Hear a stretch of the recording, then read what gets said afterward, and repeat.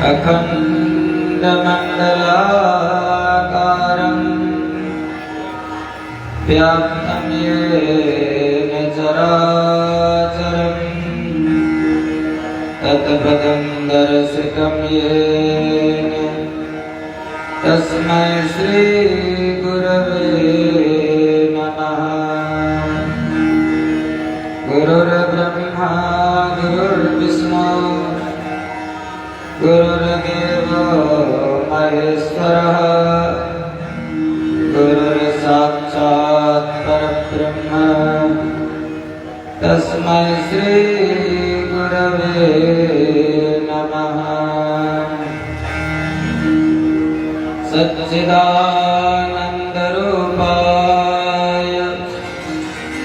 शिष्योत्पत्त्यादिहेतवे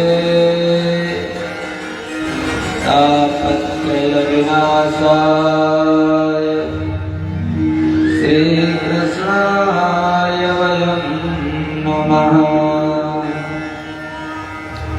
यं प्रवदन्तमनुपेतमपेतकृत्यं द्वैपायनो विरहकातरया जुहाव पुत्रेति तन्मयतया तरवो विनेदुः तं सर्वभूतहृदयं मुनिमानतोऽस्मि।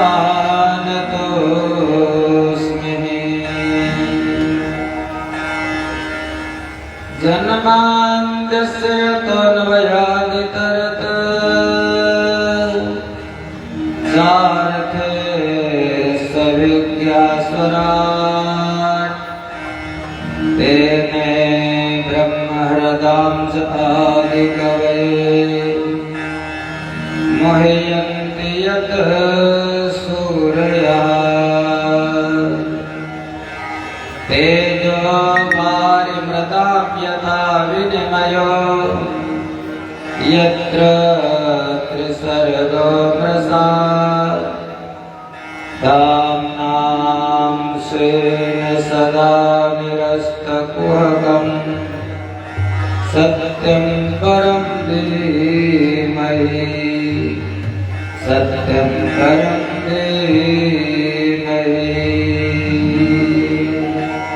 प्रेम से बोलो वृंदावन बिहारी लाल की जय, राधा रानी सरकार की जय। भाव है भक्त का, देवता तो बहुत से हैं, 33 कोटि देवता हैं। एक बार की बात है कि बहुत से संत लोग जगन्नाथपुरी में गए। परम श्रद्धेय परम पूज्य महाराज स्वामी वल्लभाचार्य जी भी गए। निकल रहे थे उधर से, संतों का सम्मेलन, संतों का समागम हो गया। वहीं पर विचार होने लगे। किसी संत ने कहा, भैया महाराज जी ये बताओ, सबसे बढ़िया शास्त्र कौन सा है? बहुत से ग्रंथ हैं, रामायण, गीता, भागवत, पुराण, ग्रंथ कौन सा बढ़िया है? तब तक कोई दूसरे महाराज जी बैठे थे। जब संत बैठते हैं तो आपस में चर्चा होती है। दूसरे ने कहा, अच्छा एक बात बताओ भाई, सबसे बढ़िया वाला देवता कौन सा है? देवता तो बहुत हैं, भगवान शिव है, भगवान राम है, आदिशक्ति जगदम्बा है, सबसे बढ़िया देवता कौन सा है? तब तक एक तो तीसरे महापुरुष बैठे थे। उन्होंने कहा, एक बात बताओ भाई, सबसे बढ़िया मंत्र कौन सा है? गायत्री मंत्र है, ओम नमः शिवाय है, महाराज ओम नमः भगवते वासुदेवाय है, कौन मंत्र सबसे बढ़िया है? तब तक एक और महापुरुष बैठे थे, चौथे। उन्होंने कहा, भाई एक बात बताओ, हर समय जीव कर्म करता रहता है, कहीं संसार का कर्म करता है, कहीं भगवान के बारे में कर्म करता है। तो सबसे बढ़िया कर्म कौन सा है? सबने अपना अपना विचार किया। तो वल्लभाचार्य जी कहने लगे, भाई देखो, सबसे बढ़िया शास्त्र जो है, जो भगवान श्री कृष्ण ने गाया है वो। फिर कहने लगे, सबसे बढ़िया देवता भगवान कृष्ण से बढ़कर के कोई देवता नहीं है। फिर मंत्र, कृष्ण नाम से बढ़कर के कोई मंत्र नहीं है। कर्म, जो भगवान के निमित्त कर्म किया जाए, उससे बढ़कर के कोई कर्म नहीं है। सब सहमत नहीं हुए। वहां पर आर्य समाजी भी थे, बुद्धिस्ट भी थे, हर प्रकार के महात्मा थे। नहीं मानता महाराज जी ने सर्वसम्मत से पास हुआ कि जगन्नाथ स्वामी जी के मंदिर में ये विचार के लिए प्रश्न रख दिया जाए। एक कागज रखा गया, कोरा कागज, एक कलम रख दिया गया। जगन्नाथ स्वामी जी के कपाट बंद कर दिए गए। सायंकाल के समय प्रातः काल जब पुजारी जी ने दरवाजा खोला, महाराज भगवान को निद्रा से जगाया, तो जो कागज कोरा वाला रखा था उस पर भगवान जगन्नाथ जी ने अपने हाथों से लिखा होगा। लिखा मिला क्या? एको शास्त्रम देवकी पुत्र गीतम, एको देवो देवकी पुत्र एव, एको मंत्रस् तस्य नामानि आने, कर्मापेकम तस्य देवस्य सेवा। भगवान ने लिखा है, वल्लभाचार्य जी की बात को सच कर दिया। क्या लिखा है? एको शास्त्रम देवकी पुत्र गीतम। सबसे बढ़िया शास्त्र कौन है? जो देवकी नंदन ने गाया है, देवकी जी के पुत्र ने गाया है। देवकी पुत्र कौन? आप लोग तो जानते हैं, भगवान कृष्ण। आप लोग गाते सब हैं। कोई मंच पर गाता है, कोई खेत में गाता है, कोई ट्रैक्टर चलाते गाता, कोई मोटरसाइकिल चलाते गाता, कोई भोजन बनाते गाता, सब गाते हैं। ऐसे हमारे कन्हैया ने भी गाया, भगवान श्री कृष्ण ने गीत गाया है। आप लोग कहते हो माथा चुराया, रासलीला की, ये किया वो किया, लेकिन इस पर ध्यान क्यों नहीं जाता है? उन्हें कन्हैया ने गाना गाया, गीत गाया। कब गाया? महाराज 18 अक्षावणी सेना खड़ी है सामने। अगहन का महीना एकादशी की तिथि, 11 अक्षावणी कौरवों की और 7 अक्षावणी पांडवों की। युद्ध की दुंदुभियां बज गई। जैसे सुबह हमारे संघ वाले महाराज बजाते हैं तो रोए खड़े हो जाते हैं वो, और जब रणभेरी बजती होगी तो क्या बात होती होगी? रणभेरियां बज गई, घोड़े हिनहिनाने लगे, हाथी चिंगारने लगे, मार काट होने वाली भी शंख बज गए, नगाड़े बज गए। तब भगवान ने गीत गाया। अर्जुन को शोक हो गया। अर्जुन ने धनुष मार रख दिया, प्रभु अब युद्ध नहीं करेंगे। भगवान ने कहा, क्षत्रिय का धर्म युद्ध करना। अरे ऐसा मार्ग जो तेरे लिए स्वर्ग का द्वार है खुला है, और तू पलायन कर रहा है। भगवान ने गीत गाया। कौन सा गीत? धर्म क्षेत्रे कुरुक्षेत्रे समवेतायुत्सवः। धर्म क्षेत्र रूपी कुरुक्षेत्र में दोनों सेनाएं, भगवान ने जो गाया है उसे कहते श्रीमद् भगवत गीता। श्रीमद् भागवत नहीं, जो महाभारत के भीष्म पर्व के अंतर्गत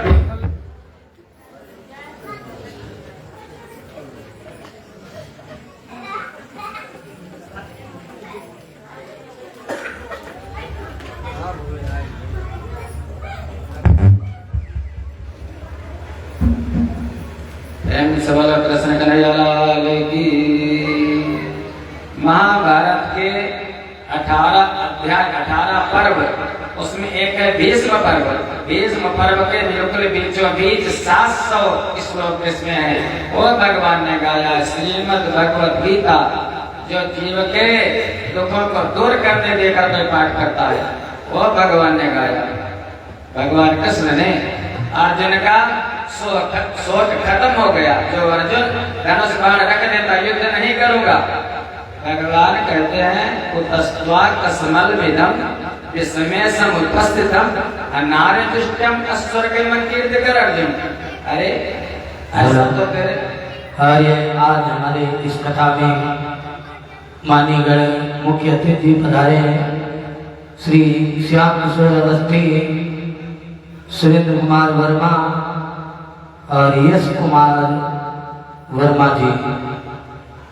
बड़ा धन्यवाद है जो इस कथा में आज दर्शन हुए। हम सब वृंदावन बिहारी लाल की जय हो, राधा रानी सरकार की जय हो। जो भगवान ने गाया वो गीता और जो भगवान ने सुनाया वो भागवत। इसलिए एको शास्त्रम, सबसे बढ़िया शास्त्र श्रीमद् भगवत गीता, एको देवम, सबसे बढ़िया देवता भगवान कृष्ण, और सबसे बढ़िया मंत्र भगवान कृष्ण का नाम, और सबसे बढ़िया कर्म जो भगवान के लिए किया जाए वो कर्म। इसलिए 2 बार भगवान का नाम लेते हैं, उसके बाद उनकी कथा। अधरम मधुरम वदनम मधुरम नयनम मधुरम हसितम मधुरम।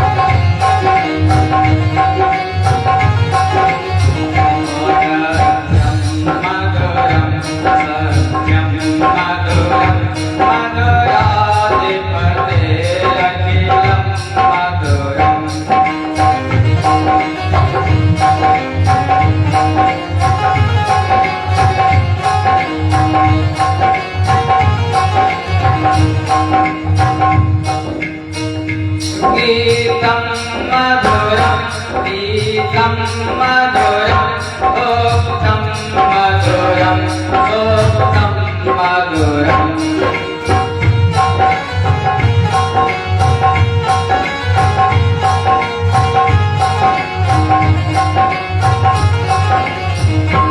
रूपम मधुरम तिलकम मधुरम मधुराधिपते अखिलम मधुरम।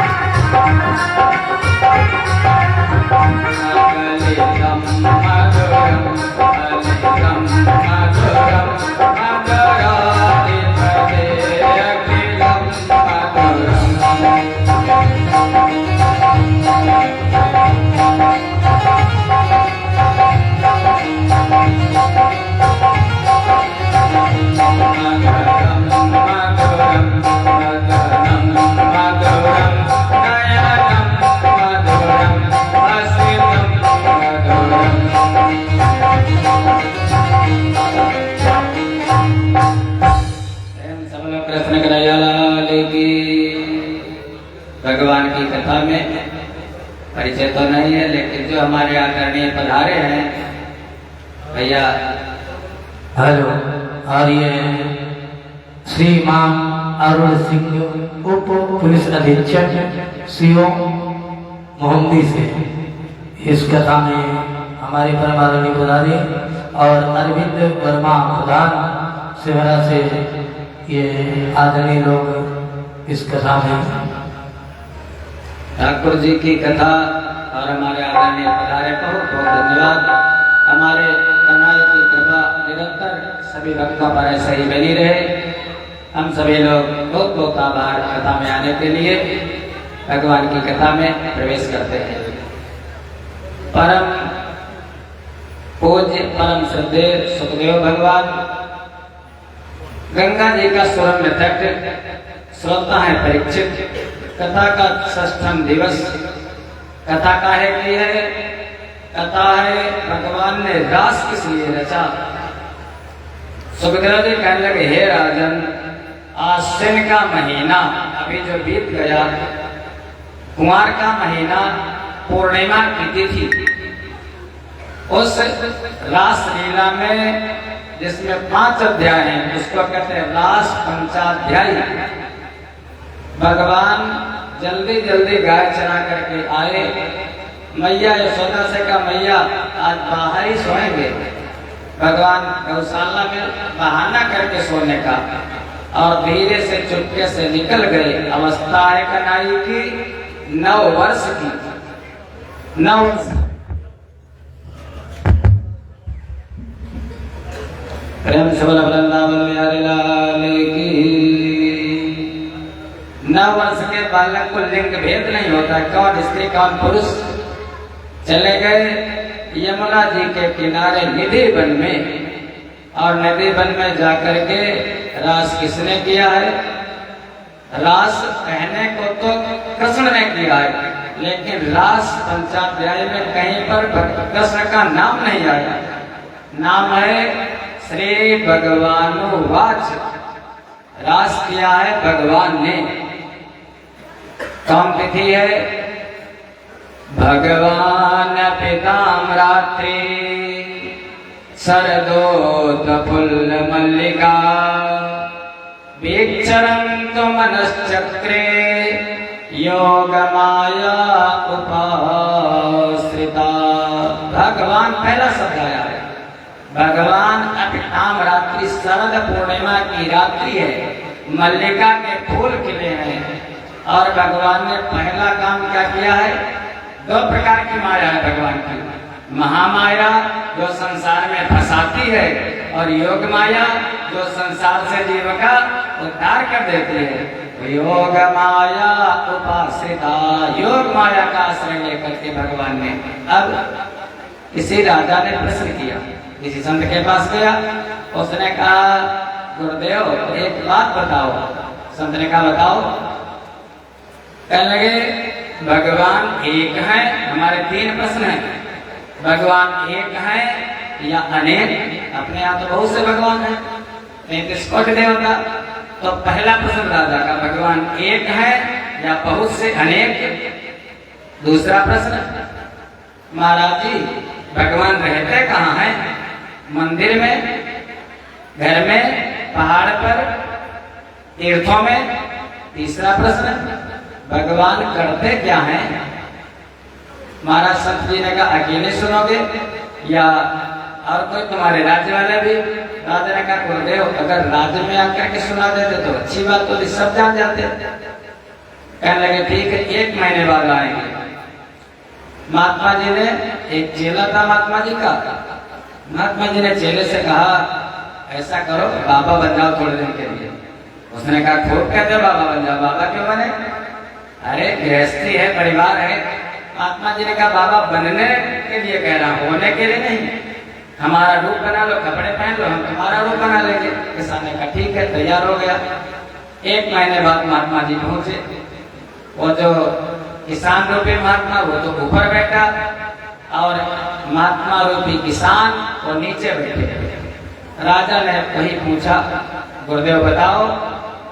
तो महात्मा रूपी किसान ने कहा, अरे ये तो मेरा शिष्य बता देगा। तो महात्मा जी सामने बैठे थे पब्लिक में।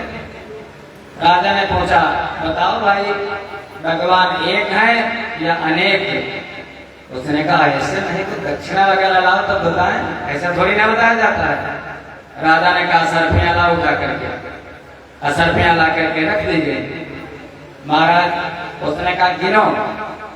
किसान रूपी महात्मा ने कहा गिनो राजन। राजा ने असरफी उठाई और उठा करके कहा एक, रख दिया। फिर दूसरी असरफी उठाई, कहने लगा दो, टोक दिया किसान महात्मा ने। राजन हाथ में तो तुम्हारे एक ही है और तुम कहते हो दो। राजा ने फिर उठाई, कहा तीन। कहने तीन कहा राजन, हाथ में तो एक ही है, बार बार एक उठाते हो और कहते जाते हो दो तीन चार, ये क्या है? राजा ने कहा बात तो ठीक है।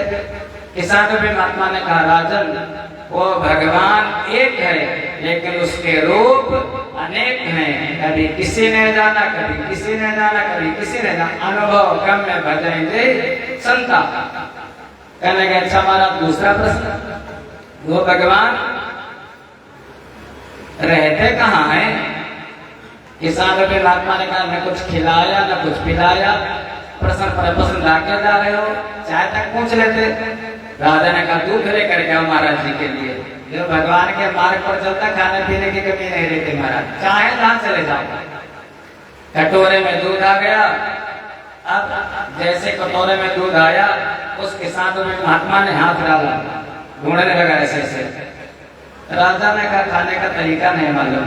बड़े लोगों के यहाँ जब जाओ महाराज तो कितनी कटोरियां लगती हैं थाली में, कांटे चम्मच जो है महाराज साधारण आदमी खा भी नहीं सकता। वो सोचेगा हाथ से खाएं या कांटे से खाएं, चम्मच से खाएं। वहां पर बड़े लोगों ने तो उसने राजा ने कहा खाने का तरीका नहीं है। अरे महाराज जी इस दूध को पियो। उसने कहा किसान भी महात्मा ने, राजन दूध नहीं मैं तो घी ढूंढ रहा हूँ। राजा ने कहा कैसी बात करते हो महाराज जी? अरे घी जब इसको दही में जमाया जाएगा, फिर दही को मंथन किया जाएगा, मथा जाएगा, भिगोया जाएगा, तब मक्खन निकलेगा। मक्खन को गर्म किया जाएगा तब घी निकलेगा। किसान ने कहा बस राजन ऐसे ज्यों तिल माहे तेल है, ज्यों चकमक में आग, तेरा साईं तुझ में जाग सके तो जागियो। परमात्मा कहीं बाहर नहीं है।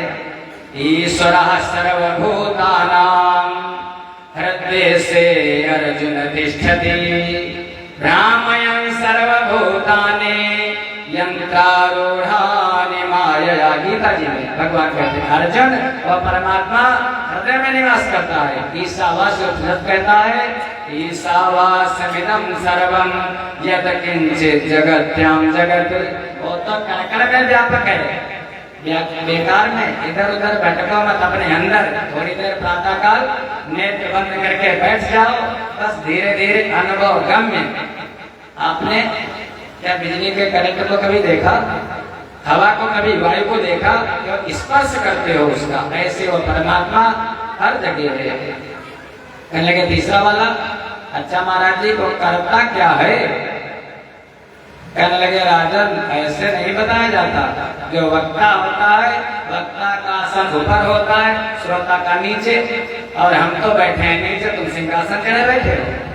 राजा उतर गया भैया सिंहासन से, ये भगवान के नाम की महिमा। राजा उतर गया, किसान रूपी महात्मा सिंहासन पर बैठ गया, राजा नीचे बैठा। महाराज अब बताओ क्या करता है परमात्मा?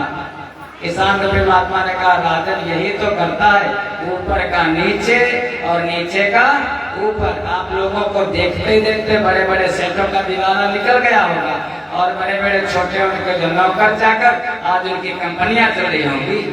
राई ते पर्वत करे, पर्वत राई माहि, मूकम करोति वाचालं पंगुम लंघयते गिरिं, यत् कृपा तमहं वन्दे परमानंद माधवम। मूकम करोति वाचालं, जो गूंगे को बोलने वाला बना देता है, जो विकलांग को पर्वत नागने की शक्ति देता है, लेकिन विश्वास करो तब ना, जब विश्वास करता उसी का काम बनता। कौन भगवान ने रास किया है।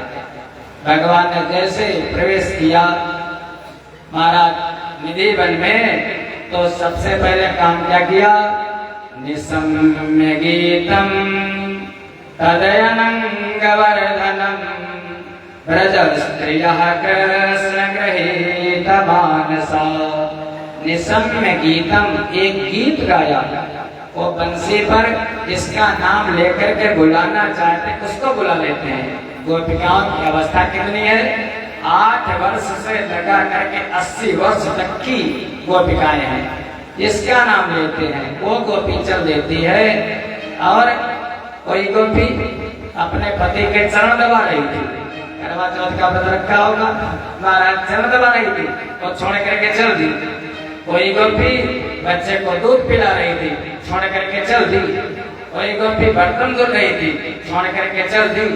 कोई गोपी एक आंख में काजल लगा रही थी। वैसे के वैसे जैसे महाराज जय जैसे तैसे उठना, यदा अरिजेत तथा परिप्रजेत, वैसे के वैसे चलते महाराज। कि बाजी उठी धाई, बाजी देखिबे को दौड़ी आई, बाजिन के बिरा अनल अति बरकी। बाजी हंसी बोले, बाजी करती गिलोले, बाजी मुखों न बोले, सुध रही नहीं तन की। बाजी कहाँ बाजी, बाजी कहाँ बाजी, अरे बाजी ब्रज बांसुरी तब सांवरे सुघर की। बंसी बजा दी भगवान ने, तद अनंग वे वर्धनम, कामनाओं को बढ़ाने वाली नहीं, कामनाओं को शांत करने वाली वो बंसी बजाई भगवान ने। तो गोपियां कोई और नहीं है, बहुत जन्मों के पुण्य किए ऋषि मुनि महाराज, वेदों की ऋचाएं वो गोपी बन करके आई हैं। भगवान ने एक दूसरे से पूछने लगी, कहाँ जा रही हो। दूसरी कहते वृंदावन। तीसरी से पूछा तीसरी ने, चौथी ने कहाँ जा रही हो, तो कहते वृंदावन। होड़ लग गई महाराज, लाइन लग गई, गिनती अनंत गोपियां हैं, कोई गिनती ने गणना नहीं की है। महाराज कहने लगी, वृंदावन जाऊंगी सखी, वृंदावन जाऊंगी, वृंदावन जाऊंगी सखी, वृंदावन जाऊंगी। मेरे उठे ओ मेरे उठे ओ मेरे उठे विरह में फिर सखी, वृंदावन जाऊंगी।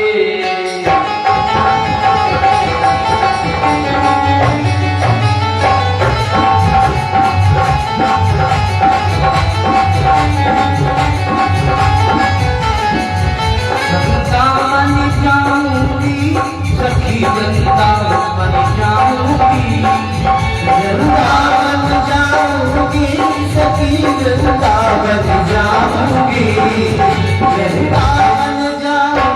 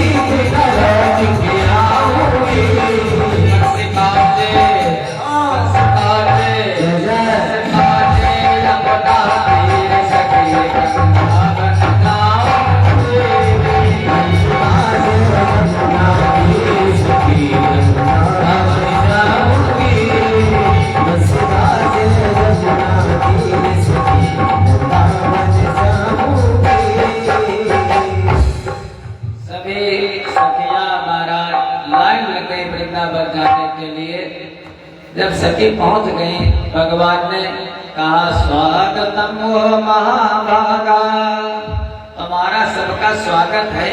रोकना तो चाहा किसी के पति ने, भाई ने, लेकिन काम वाले माड़ा पति भी पुत्र भी भ्रात बंधु भी, रोके से रुकी नहीं वो। जब आई तो भगवान ने कहा इतनी रात्रि में घोर रूपार जनेसा घोर सत्व निवेशिता, इतनी रात्रि में स्त्रियों को आना नहीं चाहिए। फिर अपने पति को छोड़ करके, पिता को छोड़ करके सत्या कहने लगी प्रभु मैंने जान लिया ये छोड़ जगत नरसिंह भगत के झूठे सब रिश्ते नाते हमें बोध हो गया है। वो तो दैहिक पति है हमारे, लेकिन जो परम पति हो वो तो तुम ही हो। भगवान ने योग माया का आश्रय लिया। भाई कोई तो आटा गूंथे आ रही है, कोई तो आधा काजल लगाई आ रही है, सबका श्रृंगार किया गया। योग माया ने सारी सखियों का श्रृंगार किया। रास लीला का यही है, वहां पर कामना नहीं है। कामना माने कामना हमको बांधती है, वो शरीर का प्रेम नहीं है। वहां पर जब किसी से प्रेम होता है महाराज, तो प्रेम में मर्यादा नहीं रहती। प्रेमी मर्यादा नास्ति। प्रेमी अपने प्रेमी को कुछ देना चाहता है, प्रेम के बदले लेना नहीं है। फिर प्रेमी ये चाहता जिससे प्रेम होता है, वासना नहीं, कामना का नाम नहीं है। वहां पर जिससे प्रेम होता है वो सोचता हमारा प्रेमी कहीं भी रहे महाराज, बेटा हो चाहे पत्नी हो चाहे कोई भी हो, जहाँ रहे वहाँ सुख से रहे। प्रेम में ये होता है कि ऐसे समझ लो जहाँ पर स्थूल से स्थूल मिलता है, सब प्रबुद्ध वर्ग बैठा है, जहाँ पर स्थूल से स्थूल मिलता है वहाँ पर कामना पैदा होती है। फिर जहाँ पर मन से मन मिलता है वहाँ पर प्रेम पैदा होता है, और जहाँ पर आत्मा से आत्मा मिल जाती है वहाँ पर भक्ति पैदा होती है। या ऐसे समझ लो थोड़ा और हल्के में, आप दो बर्फ के टुकड़े लो, बर्फ के टुकड़े, और दोनों बर्फ के टुकड़ों को आपस में जोड़ो, फिर से निकाल लेना, जोड़ना। जुड़ेंगे? नहीं जुड़ेंगे ना? कितना भी प्रयास करना, अगर टूट गया तो बर्फ के टुकड़े जुड़ नहीं सकते। वो स्थूल शरीर से शरीर अगर मिलने की चाहत है तो वहां पर प्रेम नहीं है, वहां पर कामना है। कामना खत्म, प्रेम नहीं, प्रेमाभास है केवल, प्रेम नहीं है। वैसे बर्फ के टुकड़ों का हाल है। उन बर्फ के दोनों टुकड़ों को किसी पात्र में, बर्तन में रख देना थोड़ी देर के लिए, थोड़ी देर बाद बर्फ रह जाएगा, पानी पिघल करके पानी। अब बताओ, पहले तो जुड़ नहीं रहे थे, जब पानी हो गया तो एकाकार हो गए। स्थूल से स्थूल माने तब तक जुड़ नहीं सकता कभी भी मन, और जब वो थोड़ा पानी हो गया तो एकाकार हो गया। और उसी पानी को उठा करके आप अंगीठी पर रख दो, गैस पर रख दो, थोड़ी देर बंद मत करना, पानी गायब हो जाएगा, बर्तन में बचेगा, वो भाप बन करके उड़ जाएगा। तो ऐसे वो भक्ति जब भगवान की है, वो आत्मा से आत्मा, आत्मा तो एक चींटी से लगा करके हाथी पर्यंत आत्मा एक ही है। तो उन गोपिकाओं का प्रेम है भगवान से, वहां पर न वासना है न कामना है, कुछ नहीं है। एक बात और है, गोपिकाओं ने जो भक्ति की है वो अनुरागात्मिका भक्ति की है, और जो हम लोग करते हैं, जो बहुत से ज्ञानी लोग करते हैं, वो शुद्ध मर्यादित वैदिक विधि विधान से करते हैं। भाई विधि विधान से प्रातः काल से यज्ञ हो रहा है, जरा सा भी चूक ना होने पाए। कर्म कांड में अगर जरा सी चूक हो गई तो राक्षस लोग बैठे हैं, जहाँ चित्र देखते हैं वैसे प्रवेश कर जाते हैं। और जहाँ पर भक्ति होती है वो मर्यादा, ठाड़े बैठे बड़े उठाने, राम कहाँ थे बड़े सयाने। महाराज भगवान की भक्ति में कोई पवित्रता की भी जरूरत नहीं है, न कोई कर्मकांड की जरूरत है। और गोपिकाओं ने वो भक्ति की है। व्यास, उद्धव, इन्होंने, नारद, इन्होंने मर्यादित भक्ति की है, और गोपिकाओं ने हमारा लाला जहाँ रहे खुश रहे। महाराज बहुत से झूले पड़ गए, भगवान ने सबका श्रृंगार किया। जितनी सखियां हैं उतने भगवान, जो सखी जैसा चाहती है भगवान उसके साथ वैसा ही करते हैं। कोई थक जाती है तो झूले पड़ गए, भगवान उसका पसीना पोंछ देते हैं, जैसे जो भी। उसी समय महाराज भोले बाबा का भी मन हो गया, चलो। पार्वती मैया तैयार हो रही थी, कहने के कहाँ जा रही हो? अकेले अकेले, पत्नी को तो अकेले जाना नहीं चाहिए। उन्होंने कहा परम पति जो है उनके पास कन्हैया का रासलीला देखने जा रहे हैं। भोले बाबा ने कहा हमको भी लिए चलती। कहने लगी अरे तुम तो ऐसा नहीं, वहां प्रवेश निषेध है, वहां नहीं जाना है। भोले बाबा ने कहा फिर? कहने लगी जो हमारी साड़ी है अभी करवा चौथ में जो लाई थी आपने वो साड़ी पहनो, जो झुमका बरेली वाला पहन लो, हार बढ़िया वाला पहन लो, पायल पहन लो, बिछुआ पहन लो और अपना स्त्री का रूप बना लो, क्योंकि पति तो केवल एक है, पुरुष तो केवल एक है।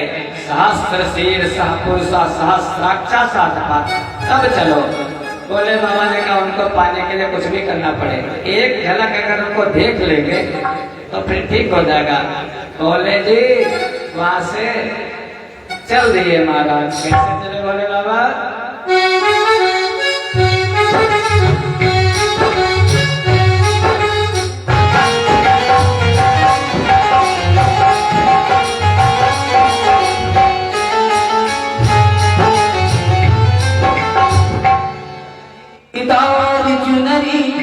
माथे पे डाल के एक लहरी नार चुनरी माथे पे डाल के भोला बन जाओ भोली दुनिया की काल के भोला बन जाओ भोली दुनिया की काल के एक लहरी नार चुनरी माथे पे डाल के एक लहरी नार चुनरी माथे पे डाल के भोला बन जाओ भोली दुनिया की काल के भोला बन जाओ भोली दुनिया की काल के।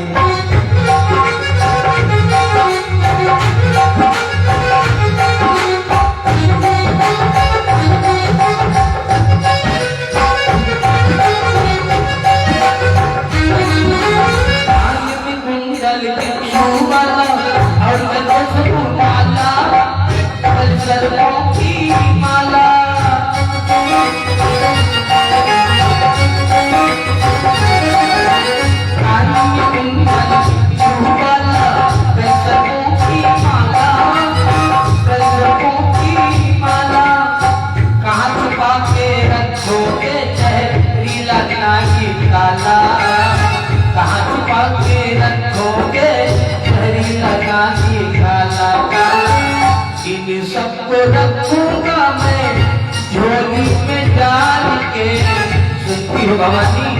इन सबको रखूंगा मैं झोली में डाल के भोला बन जाओ भोली दुनिया की काल के भोला बन जाओ भोली दुनिया की काल के।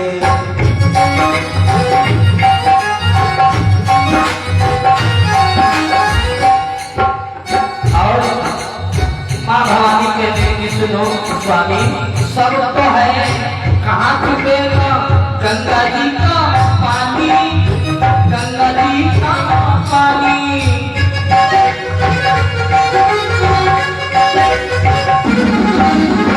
आज मैया कहने लगी स्वामी यानी नाक को तुमने चोली में छिपा दिया, मगर शीश के ऊपर ये जो गंगा माँ बैठी है इनको कहाँ छुपाओगे? सब तो है, कहाँ छुपेगा गंगा जी का पानी, गंगा जी का पानी। और स्वामी सबसे बड़ी कमी एक है क्या? मर्दानी आवाज दिया तुम पहले करो जनानी, पहले करो जनानी जनानी, पकड़े न जाओ स्वामी मर्दानी चाल पे, क्योंकि औरत और मर्द की चाल में बहुत अंतर होता है।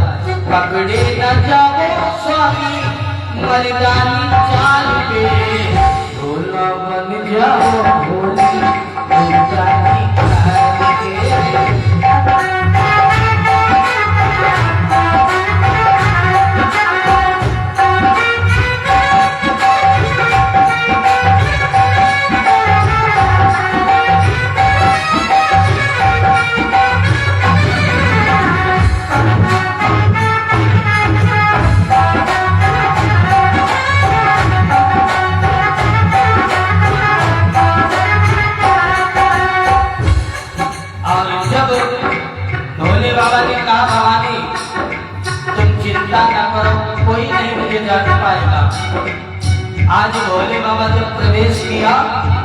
क्या हुआ? अरे पकड़ी कलाई जब मोहन ने भोलेनाथ शरमाए, भोलेनाथ शरमाए।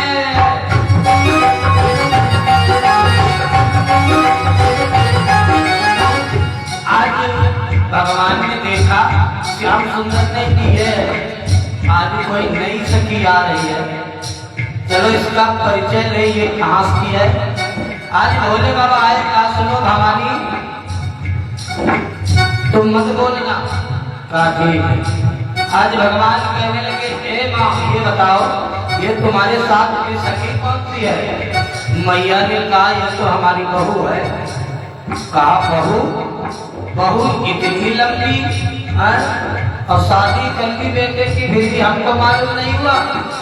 मगर भैया भोले बाबा घूंघट आगे निकालते जा रहे हैं और पीछे का पोस्ट ऑफिस खुलता जा रहा है। अरे पकड़ी कलाई जब मोहन ने भोलेनाथ माए, भोलेनाथ शरमाए।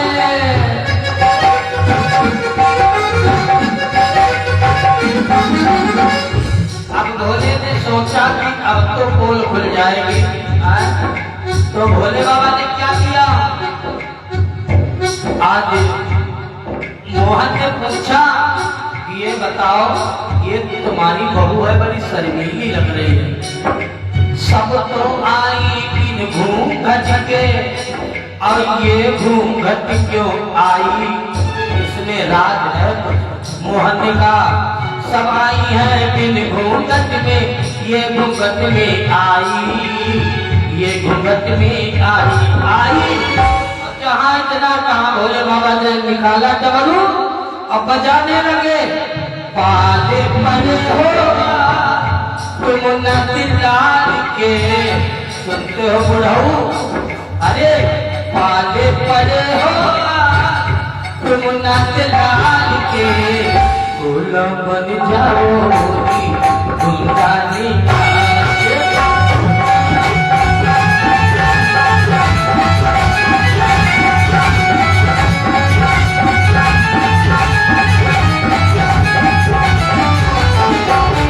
लहरी तारी चुनरी माथे पे डाल के, लहरी तारी चुनरी माथे पे डाल के,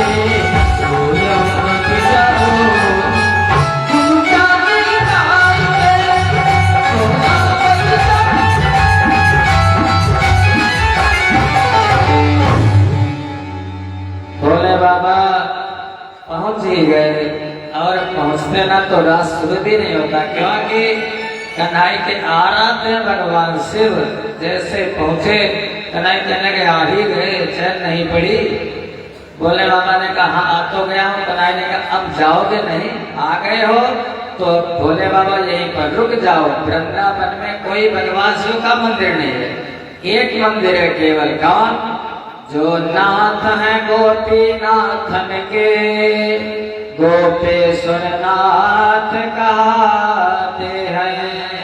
प्रेम से बोलो गोपेश्वर महादेव भगवान की जय हो। भोले बाबा वहां पर विराज गए, रास लीला शुरू हो गई। सखियां सोचने लगी अरे इतना मेरी सेवा करते हैं, अहंकार आ गया। और आ ही जाता है महाराज, जब सब कुछ हो जाता अहंकार आ जाता है। और भगवान कहते यही तो हमको पसंद नहीं है। भगवान रास लीला से अंतर्ध्यान हो गए। सखियों ने यमुना जी के किनारे किनारे रमण रेती में जाती हैं तो दो चरण चिन्ह दिखाई पड़े, एक स्त्री एक पुरुष। उन्होंने सोचा कोई गोपी गई साथ में, भाग्यवान होगी, महाभागा होगी। कौन गोपी गई है? चलती चली गई तो एक गुफा दिखाई दी, वहां पर देखा वो गोपी भी बैठी है। उसने पूछा कैसे? भगवान एक गोपी को साथ ले गए। इसका वर्णन है भगवत जी में, तो राधा तो ही रही होगी। अब राधा जी ने कहा कन्हैया अब हमसे चले चला नहीं जाता, हमको गोद में उठाओ। भगवान ने कहा ठीक है। भगवान जैसे बैठे हैं, अब वो उनकी गोद पर जैसे बैठने के लिए चाहा, भगवान वहां से भी अंतर्ध्यान हो गए। सभी सखियां रोने लगी। वहीं पर कहने की क्या किया जाए? कहने लगे किया यही जाए। देवर्षि नारद ने एक बार कहा था, भगवान ने देवर्षि नारद से कहा था, हे नारद, नाहं वसामि वैकुंठे योगिनां हृदयेन वा मद्भक्ता यत्र गायन्ति तत्र तिष्ठामि नारद। नारद, वैसे तो वैकुंठ में रहता हूँ, देवालयों में रहता हूँ, लेकिन हमारे भक्त जहाँ पर हमारा कीर्तन कहते हैं वहीं पर तत्र तिष्ठामि, वहीं पर रहता हूँ। सखियां रासलीला करने लगी। जो आप लोग ज्यादातर ये में तो रासलीला होती है आजकल हमारा, लेकिन हमारा धन्य है आदरणीय वर्मा जी जो कथा करवाते हैं। कथा को सुनो, झांकी देखना चाहता है, रासलीला देखना चाहता है, अच्छी बात है, गलत बात नहीं, रासलीला हो। लेकिन जो वक्ता बैठे तो कुर्सी पर है और भगवान को, इसे मनुष्य को भगवान भी बना दिया और सामने नचा रहे हैं, बताओ क्या शोभा देता है। झांकी अच्छी लगती है, हमको भी अच्छी लगती है। भगवान छोटे बालकों को बना दो, अरे परम श्रद्धेय महाराज हमारे गुरुदेव भगवान, बड़े बड़े संत झांकी बनवा करके बिठा दो, प्रणाम करो उनको, लेकिन भगवान को नचा रहे हो, रोड पर भगवान को नचा रहे हो। ऐसा है हमारा सनातन धर्म, बहुत बड़े कट्टर सनातनी बन रहे हो और साथ में भगवान को नचा रहे हो। महाराज जी ऊपर विराजमान, शोभा यात्रा निकल रही, कथा वक्ता और शंकर जी नीचे नीचे नाच रहे हैं। क्या तरीका है महाराज, ये अच्छा नहीं लगता। इसी को कहते हैं विधिहीनम सृष्टान्नम मंत्रहीनम दक्षिणम। जहाँ पर विधिहीन कार्य होता है वहाँ पर सफलता कभी नहीं मिलती। भगवान अंतर्ध्यान हो गए, सभी सखियां रासलीला करने लगी। एक गीत गाया है गोपिकाओं ने। कौन सा गीत गाया है? जिसे कहते हैं भागवत जी में गोपी गीत। इसमें 19 श्लोक हैं, क्योंकि 19 तत्वों से मिलकर के हमारा शरीर बना है, इसीलिए गोपिकाओं ने गीत गाया, बहुत सुंदर है। जयति वेदिकम जन्मना व्रजः श्रयत इंदिरा सरस्वती दैतरस्यता इच्छुतावका दैत्रतास्तव आंगे चिन्वते। पूरा गीत महाराज कभी डॉक्टर श्याम सुंदर पारसर जी को सुनो, इतना सुंदर गीत गाया है, गोपी गीत। भागवत जी का हृदय कन्हैया को अगर प्रसन्न करना है भगवान श्री कृष्ण को, तो उनके आगे ये गीत गा तो प्रसन्न हो जाते हैं। भगवान वहीं पर प्रकट हो गए, सारी सखियों के गीत गाते ही प्रकट हो गए, रास होने लगा। इस प्रकार रासलीला की कथा, भगवान का और जीव का मिलन, ये कथा है। प्रेम यहाँ पर प्रेम का प्रारंभ है, लेकिन प्रेम का अंत नहीं है। प्रेम में प्रेम बढ़ता है, प्रेम घटता नहीं है। पहचान है प्रेम की, पहली बात प्रारंभ होता, अंत नहीं होता। दूसरी बात प्रेम बढ़ता है, घटता नहीं है। तीसरी बात प्रियतम से कोई कमी होने पर भी, अगर हमारा कोई प्रियतम है, एक होता प्रिय, एक होता प्रियतम, एक होता प्रियतम। प्रियतम से अगर कोई धोखा भी हो जाता, कोई गलती हो जाती, तो प्रियतम में दोष नहीं देखे जाते। हमारा चलो हो गया, प्रेम घटता नहीं है, प्रेम बढ़ता है। फिर जिससे प्रेम होता है उसको कुछ देने का मन होता है, क्या ना क्या दे दो इसको। इसलिए सच्चा प्रेम, दुनिया वालों से प्रेम करोगे वो तो झूठा है महाराज। बस सच्चा प्रेम किससे? सच्चा प्रेम तो परमात्मा से ही होता है। इस प्रकार से जो सखियां हैं, गोपिकाएं हैं, और वेद की जो ऋचाएं हैं, उपनिषदों के जो मंत्र हैं, जो बड़े बड़े ऋषि मुनि करोड़ों जन्मों तक तप किया है, और मिथिला की जो सखियां हैं, भगवान राम का जब कलेवा हो रहा था तो मजाक करने लगी। भगवान ने कहा इस जन्म में नहीं, अगले जन्म में, अगले अवतार में वो सभी गोपी बन करके आई हैं, सभी को आनंदित किया। भगवान का जो लक्ष्य है, धीरे धीरे समय बीता। अवतार किस लिए होता है भगवान का? परित्राणाय साधूनां विनाशाय च दुष्कृतां धर्म संस्थापनार्थाय संभवामि आप जब जाओगे, आदरणीय बैठे हैं तो वहीं पर ये लिखा होता है, किसी भी कोतवाली थाने में जाओ, परित्राण साधुना विनाशाय दुष्कृताम, दुष्टों का विनाश। महाराज भगवान इसलिए अवतार लेते हैं, दुष्टों का विनाश, संतों की रक्षा और धर्म की स्थापना। भगवान ने सोचा, नारद जी के मन में प्रेरणा आई कि नारद ने सोचा यहाँ अब होती है देर, जल्दी मिटना चाहिए निश्चर का अंधेर। इसलिए भगवान ने अवतार लिया है। अगासुर, बकासुर, सकटासुर, पूतना ये तो सब मर गए, लेकिन अभी कंस तो बैठा है। गए कंस के यहाँ और सारा वेद खोल दिया। अरे कंस राजन, तुम्हारे साथ छल किया गया। जो कृष्ण है गोकुल में, नंद यशोदा के लाला, वो कोई और नहीं, वो विष्णु का अवतार है। और कंस तो कालनेमी था, कालनेमी का अवतार था। और जो वसुदेव देवकी है, ये सब देवता हैं। तुम्हारे साथ छल हुआ, अब राजन तुम जानो। इतना कह करके नारद जी चले गए। कंस ने कहा क्या किया जाए, मंत्रियों को बुलाया, बुला करके परामर्श कर इस तरह बुला प्रबंधक लोग, कार्तिक कृष्ण चतुर्दशी सौधा गया सुयोग। ऐसा करो, धनुष यज्ञ का आयोजन करो। जो धनुष तुमको परशुराम जी ने दिया था, कंस को जो एक धनुष था परशुराम जी ने दिया था, भगवान शिव का दिया हुआ। प्रतिवर्ष धनुष यज्ञ होता था कंस के यहाँ मथुरा में। शर्त ये थी, आखिरी वाले दिन सारी पब्लिक जनता इकट्ठी होती थी और कंस उसी धनुष को उठा नहीं पाता था। कंस के अलावा कंस धनुष उठाता था और उठा करके संधान कर देता था तीर। जो जिसके लग जाता था वही मर जाता था, वही बलि मान ली जाती थी। प्रतिवर्ष ऐसा होता था। मंत्रियों ने कहा कि ऐसा करना राजन, वो दोनों जो हैं अब तो तुम्हारे भांजे हो गए, और दोनों को कृष्ण बलराम को बुलाना, बुला करके बैठाना और पट्टी जो तुम्हारे काली बांधी जाती है वो थोड़ा झीनी दुपट्टे वाली बांधना, दिखाई देता रहेगा। और बस उन्हें का लक्ष्य बना करके संधान कर देना, एक तीर से तो शिकार हो जाएंगे। बस कुछ करना नहीं है, यज्ञ का आयोजन करो। कंस ने यज्ञ का आयोजन किया, निमंत्रण भेजा। गोकुल को लेने कौन जाएगा? अक्रूर जी जाएंगे, वो तो उनके चाचा हैं। अक्रूर जी को अपना रथ दिया और रथ लेकर के महाराज अक्रूर जी चल दिए।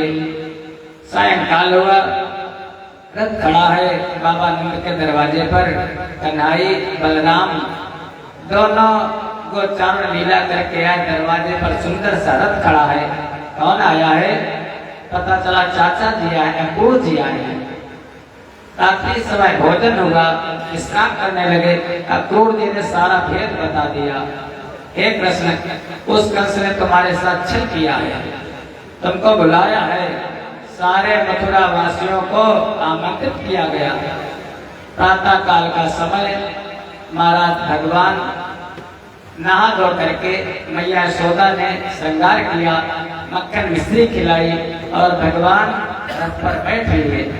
जैसे बैठे, हे राजन, था प्रभु वियोग का घोर शोक, अपने पर और बिराने पर। बादल उमड़ा वृंदावन में, बिजली टूटी बरसाने पर।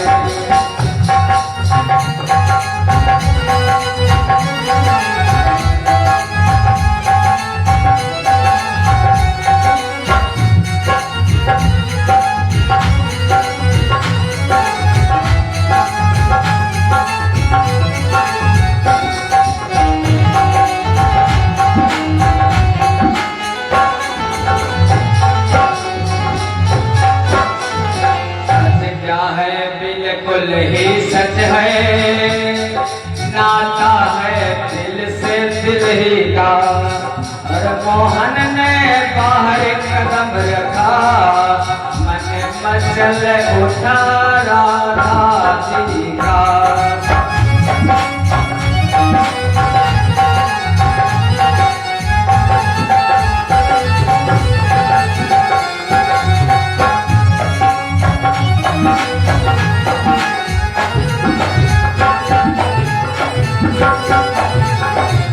राधा जी दौड़ करके आ गए बरसाने से।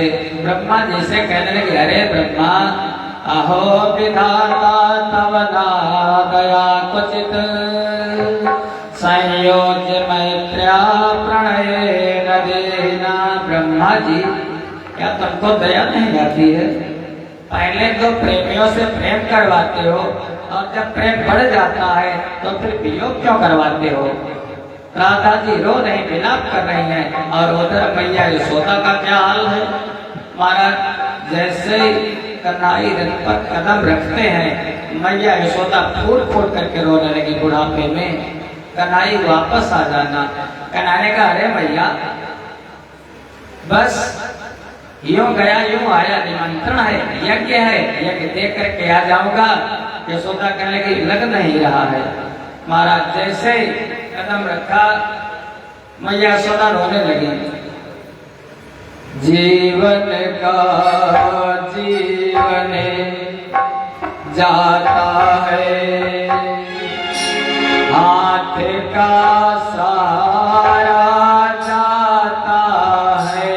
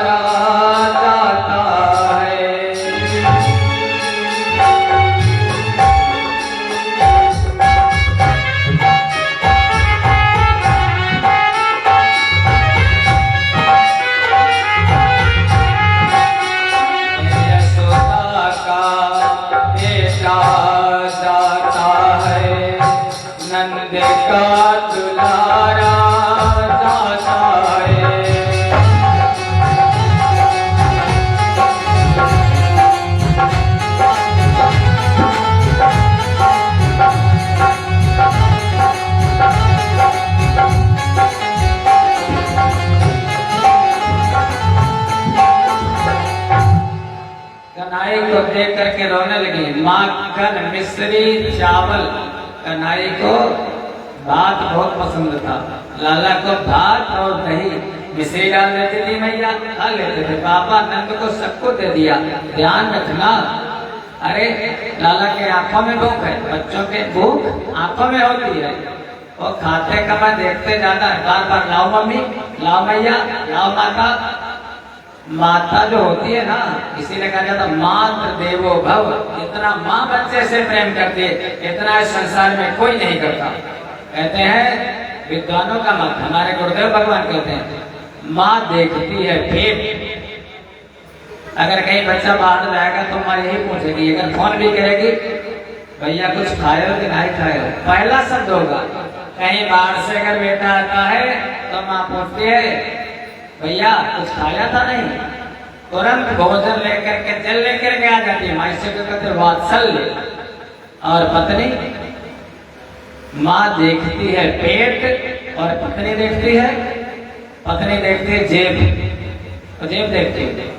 माँ कहती है कुछ खाया या नहीं खाया, और पत्नी कहती है कुछ लाया या नहीं लाया। झोला अगर खाली आ गया, बाजार गए बरबर, और आपकी गाड़ी अगर डिक्की झोला खाली आया, महाराज में बन जाता है, क्या ये बच्चे हैं, क्या खाएंगे? हमको खाएंगे, तुमको खाएंगे। महाराज क्या क्या माता है, अपना बच्चा अपने बच्चे से प्रेम होता है। इसीलिए वो महाराज माँ से बढ़कर, माँ का रिश्ता पिता से भी 9 महीने ज्यादा होता है। उसने ढोया है 9 महीने तक तुमको, लेकिन वही माँ जो आपको सूखे में सुलाती थी, खुद गीले में सोती थी, और अगर व्रत हो जाए कहते भैया सत्संग हो रहा है या मार्केट तबीयत खराब हो गई बेटा, थोड़ा बराबर तक लिए चलो गाड़ी से। आप लोग कहते हो कि अरे ई रिक्शा जाता है, मम्मी माता उसी से बैठ लेना, चली जाना। माँ को बैठा लेने में पीछे शर्म आती है, माँ को साथ में ले जाने में शर्म आती है, सबको नहीं आती है। ऐसे अगर उस दिन ये पृथ्वी नहीं होगी जिस दिन होंगे बलवान नहीं। लेकिन आजकल की जो नई जनरेशन है, माता को बिठाने में शर्म, और अगर मैडम कहते हैं करवा चौथ साड़ी लेने जाना है, अरे महाराज तो टू व्हीलर नहीं निकलेगी, फिर फोर व्हीलर निकलेगी, जलवा से चलो। तो माँ से बढ़ करके कोई नहीं है। मैया यशोदा इतना माँ ध्यान रखते, रोने लगी। तब तक कलाई बैठ लिए रथ पर, रथ चल दिया, आगे आ गई राधा जी। राधा जी कहने की जाने नहीं दूंगी, वहां से तो आ गए हो, अब नहीं जाने दूंगी। आगे सभी सखियां रोड पर लौट गई, रोड जाम कर दिया, नहीं जाने दूंगी, रथ रोक लिया। गोपी मंडल रो कर बोला, गोपिका बिहारी कहाँ चले। यशोदा माता चीखने लगी, ओ लाल हजारी कहाँ चले।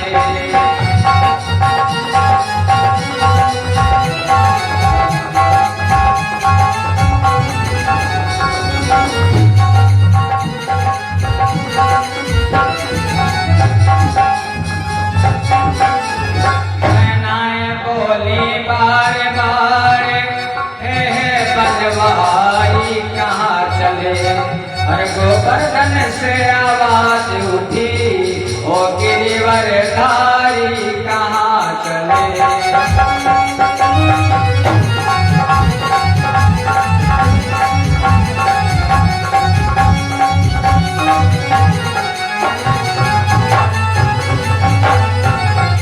राधा जी लौटने लगी पृथ्वी पर, सड़क पर। ललिता कहने लगी, अरे राधा क्यों रोती हो, और गई क्या कृष्ण पर, क्या इनका ईमान, होते हैं काली सभी काले एक समान। तो सांवले होते एक जैसे होते, जैसे भावना वैसे तो कन्हई। राधा ने कहा कुछ भी हो जाए ललिता, कहने लगी राधा जी, रथ के नीचे उतर आइए मुरलीधर, नीचे आ जाओ, ठीक कहती हूँ। रथ के नीचे उतर आइए मुरलीधर, जाने दूंगी न मथुरा न करिया तुम्हें।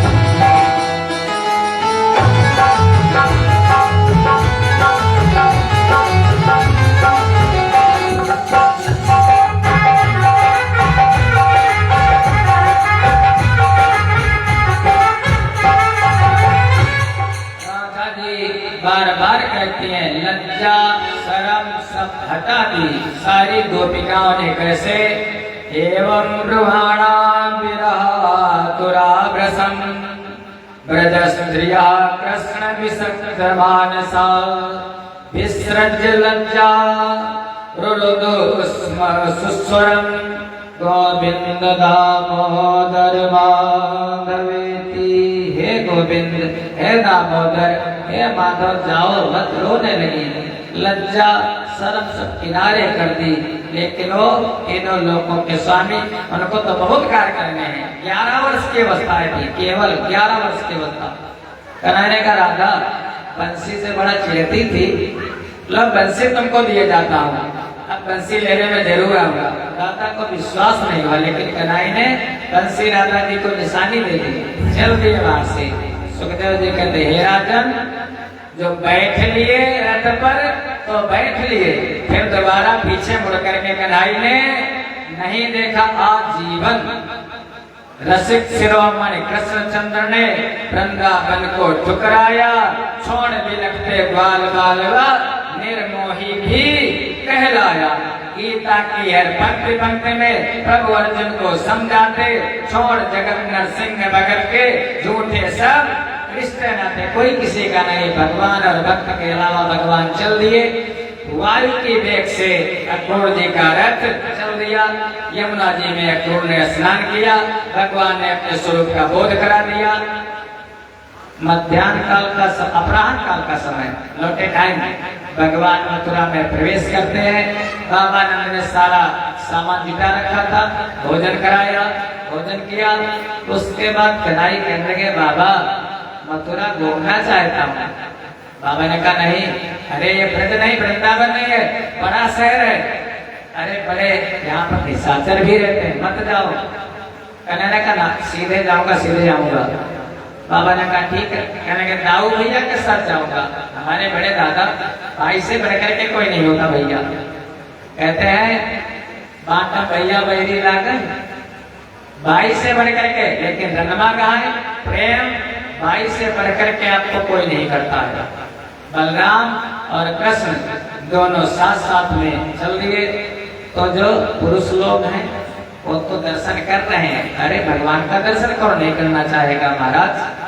लेकिन जो माताएं हैं, माता को जानने की इच्छा रहती है कि कौन है, बड़े वाले कौन, छोटे वाले कौन, कहाँ के हैं महाराज, कहाँ के हैं बेटे, कहने लगी। तब तक एक दूसरे से बोली बहना यह वही वीरवर है, यशोदानंद के दुलारे हैं, पीतांबर वाले कान्हा है, जाओ नीलांबर धारे हैं।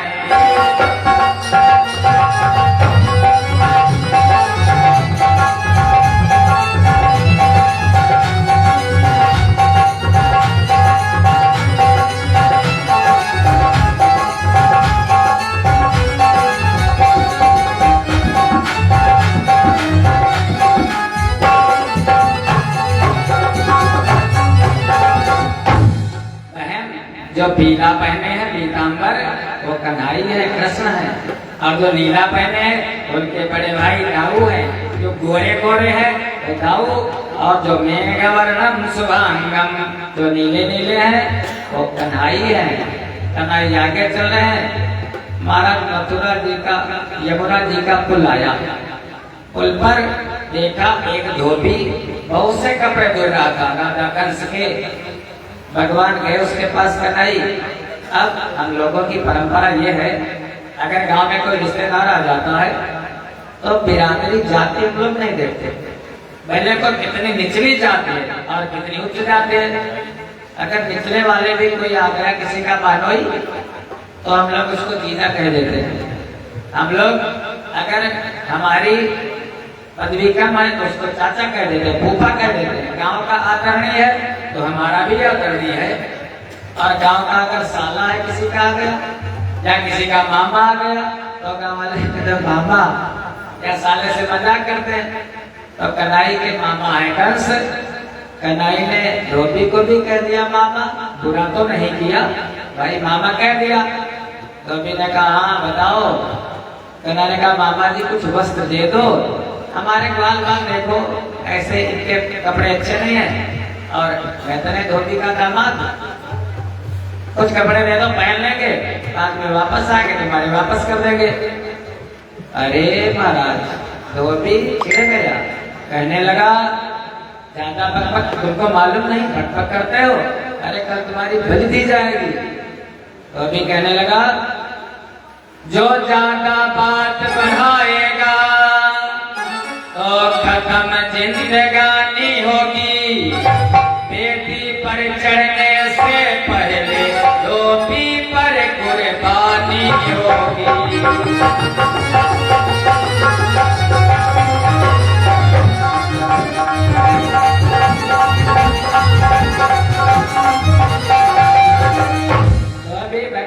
जैसे मारने के लिए दौड़ा, अरे भगवान को क्रोध आ गया, बस महाराज, और भगवान को क्रोध आए, थोड़ा चेंज कर दिया व्यास भगवान ने। ध्यान देना इस श्लोक पर क्या लिखा है, एवं विकतमानस्य कुपितो देवकी सुतः, एवं विकतमानस्य कुपितो, भगवान को क्रोध आ गया कृष्ण को, बस किसको क्रोध आया, देवकी सुतः।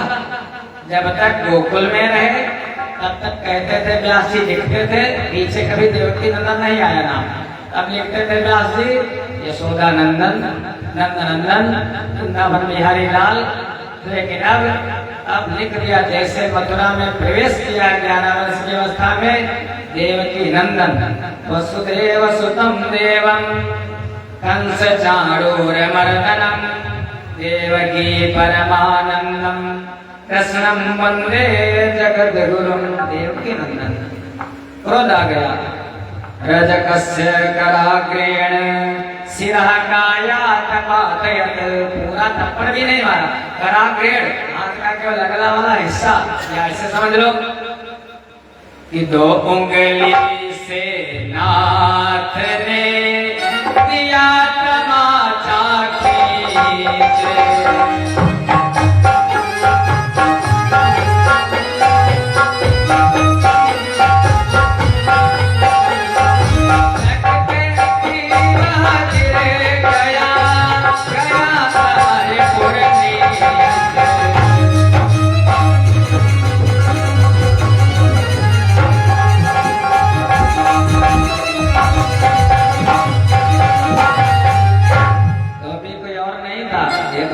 रामावतार वाला जो उंगली उठाई थी माँ सीता के चरित्र पर, भगवान को माँ सीता का त्याग करना पड़ा था, इसीलिए कन्हई अब तो दाऊ बड़े हैं, कन्हई को मर्यादा का पालन नहीं करना है, चुन करके बदला दिया जाएगा। इस दिन में मर गया धोबी।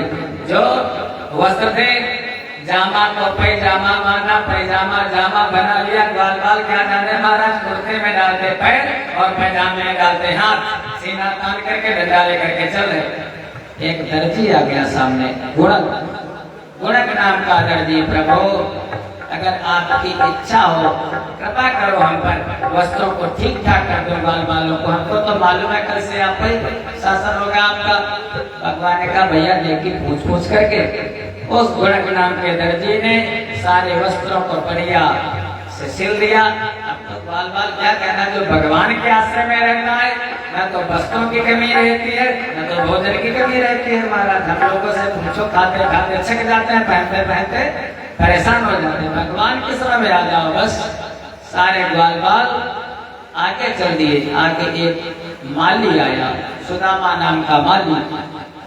माली ने जो हार बड़े बड़े माला लिए जाता था कंस को पहनाने के लिए, भगवान के गले में डाल दिया। भगवान ने कहा ये क्या? माली ने कहा प्रभु कल से तो आप ही को पहनाना, इसलिए मैं सोचता आज से मैं शुरू कर दूं। कहने लगे कौन हो?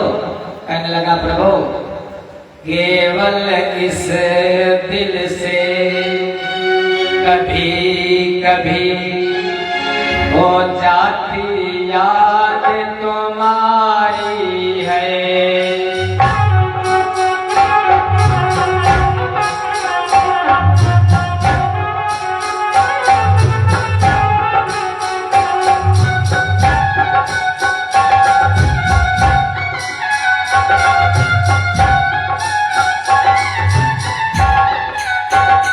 केवल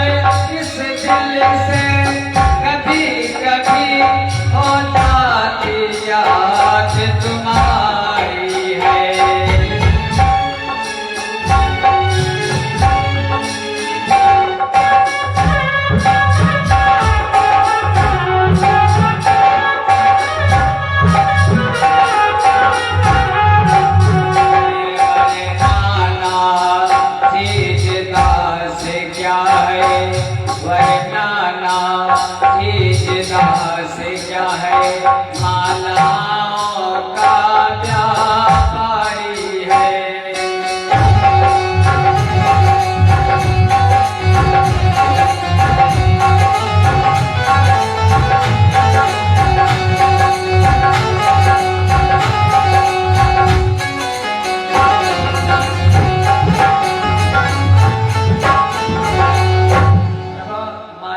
काम है, भगवान ने उसको भी आशीर्वाद दिया। रोड पर जा रहे थे तब तक सारे ग्वाल बाल जो थे ना, तोष सुबल बरोतम मधुमंगल भद्र सुबल इत्यादि मनसुखा हंसने लगे। अरे देखो देखो, एक आश्चर्य देखा। क्या देखा? रूप पेशल माधुर्य हसिताला पविक्षित 80 साल की वृद्धा बूढ़ी भैया, और महाराज 3 जगह से टेढ़ी, त्रिवक्रा नाम है उसका, त्रिवक्रा 3 जगह से टेढ़ी, और आ रही है हाथ में उसकी अंगराग है, चंदन बढ़िया सुगंधित लेकर के कलश को लगाने जा रही थी। सब हंसने लगे, कनाई करने लगे, इतने दिन साथ में रह लेकिन अकल नहीं आई यार, क्या हो? इसको पहचानते हो? ये तो चर्मकारों का काम है, चमड़ी की पहचान तो चमार को होती है, तुम लोग तो हमारे ग्वाल बाल हो। अरे इसके अंदर को देखो, इसके स्वरूप को देखो, रूप को मत देखो।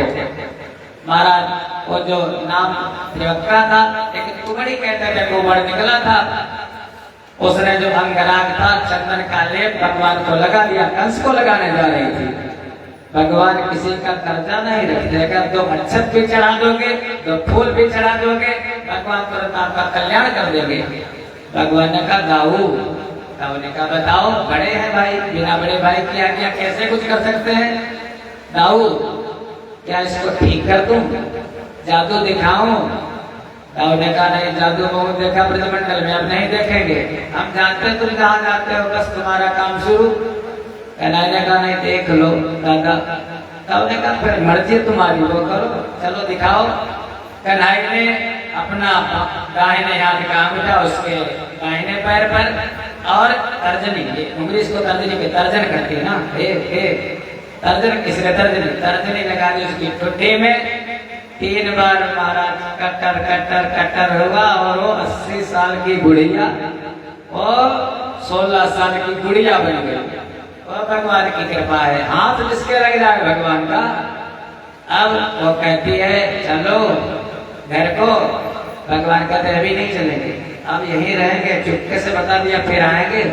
कहते हैं कि जब कुब जागा प्यारे तुम्हारे मन में समाया है, तो किसे लिए राधा से आपने प्यार रचाया है।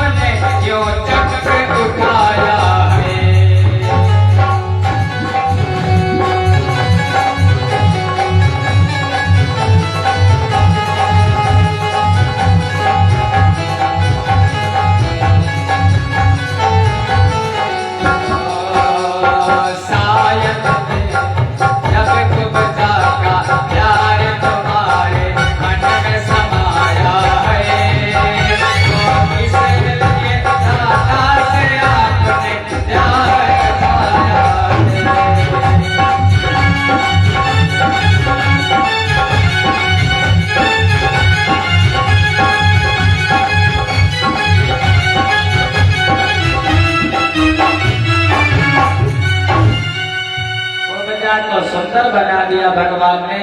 थोड़ा और आगे बढ़े तो पहला द्वार बना है, यज्ञ का पहला द्वार। जैसे वहां पर पहुंचे तो वहां पर द्वारपाल बोला, कंस का द्वारपाल, कौन भैया, कहाँ से आए, कहाँ जा रहे हो, बताओ तो।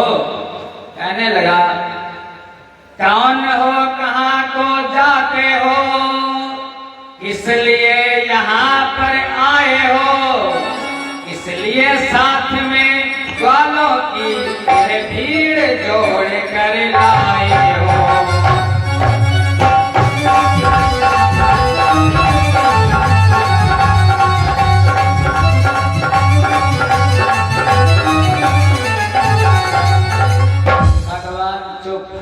कन्नाई कुछ नहीं बोले, न दाऊ भैया कुछ बोले। जो बड़े लोग होते हैं महाराज, बड़े बड़े अधिकारी, बड़े बड़े नेता, बोलते कुछ नहीं है, उनकी कलम चल जाती बस। और बोलने के लिए उनके चमचे, उनके गुर्गे वो होते हैं महाराज। और कन्नाई के गुर्गों की कमी है क्या? वो तो तीनों लोगों के स्वामी। आटन के बड़े आट, गार्डन के बड़े गार्ड, प्राटन के बड़े प्राट, भाग्य बिहारी जी।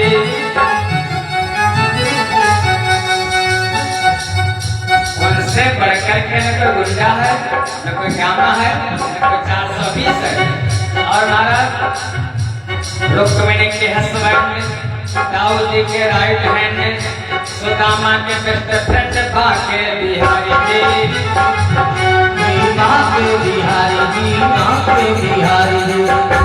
गोपियों के ग्रीन लिप, राधा के रेड चिप, ब्रज के पुराने दीप, भाग्य बिहारी जी, भाग्य बिहारी जी, भाग्य बिहारी जी, भाग्य बिहारी जी। वो भगवान चुप है, लेकर उनका जो चमचा है श्री रामा बोल उठा। दो रिश्तेदार, राधा जी का भाई भी था। कहने लगा, अरे अदब से बात कर, तुझको एक धन संस नहीं है, तुझको मालूम है तीनों लोगों के स्वामी है, तेरे क्या नेत्र नहीं, आंखें फूट गई तेरी, दिखाई नहीं देता उसको। 1000 बात सुनाती उसको श्री रामा ने। अब जैसे ऐसे नहीं जैसे हम लोग बता रहे हैं, 20 गालियां दी होगी उसने उसको श्री रामा ने। कहने लगा, अंधे तू नहीं जानता है, आली जनाब सरताज है यह, लोक राज राजेश है यह, श्री कृष्ण चंद्र महाराज है यह।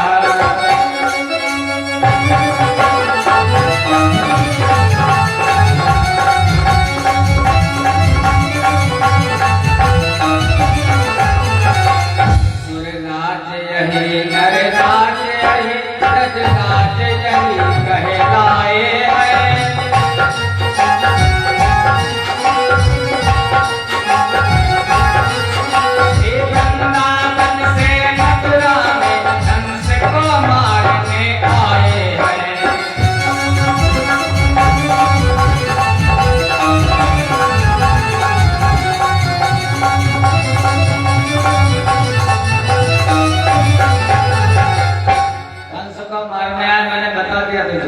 वहीं पर रखा था वो धनुष, जो धनुष यज्ञ होना था। सब सैनिकों को मार दिया और कन्हई ने धनुष को तोड़ दिया, धनुष का भंजन कर दिया। वही स्थिति है। राम जी भी बगीचे में रुके थे, श्याम जी भी बगीचे में रुके। राम जी ने भी धनुष तोड़ा था, श्याम जी ने भी धनुष तोड़ा। जैसे धनुष टूटा, मारा, धमाका हुआ,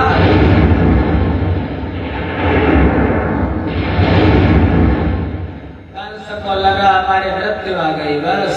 कहते मन के यार मन के जीते जीत। इतना करने के बाद भगवान वापस आ गए।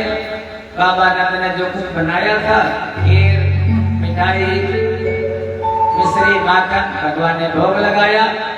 कहने तो गड़बड़ तो नहीं क्या? बाबा ने पूछा। अरे कन्हई कहने लगे, जैसे बाबा सीधे के सीधे ही आए। बाबा ने कहा तो मैं जानता हूँ। दूसरा दिन चतुर्दशी की तिथि, वो एक मुहूर्त था दीपावली से एक दिन पहले, नरक चतुर्दशी दिन, कार्तिक कृष्ण चतुर्दशी, सोना गया सुयोग। भगवान यज्ञ देखने के लिए बाबा नंद सारे ग्वाल बाल ब्रजवासी जा रहे हैं। तो जैसे दूसरे दरवाजे पर पहुंचे तो देखा एक आगे हाथी खड़ा है जिसमें 10,000 हाथियों का बल है। कुबरिया पीड़ नाम का हाथी। भगवान छोटे से 11 साल की अवस्था, बहुत सुंदर। कहने लगे भैया मामा हाथी को हटा दो, छोटे छोटे बच्चे निकल जाए। पहलवान भी मदिरा पिए था, हाथी को भी मदिरा पिलाएगा। उसने कहा हटाने के लिए नहीं खड़ा। अरे ये मैं इसको लगाया गया है, अंकुश लगा दिया हाथी के। हाथी तो मदिरा पिए था, बिगड़े था। हाथी जैसे आगे आया, कन्हा ने एक घूसा मारा। हाथी बहुत दूर, उधर से बलराम ने दूसरा घूसा मारा।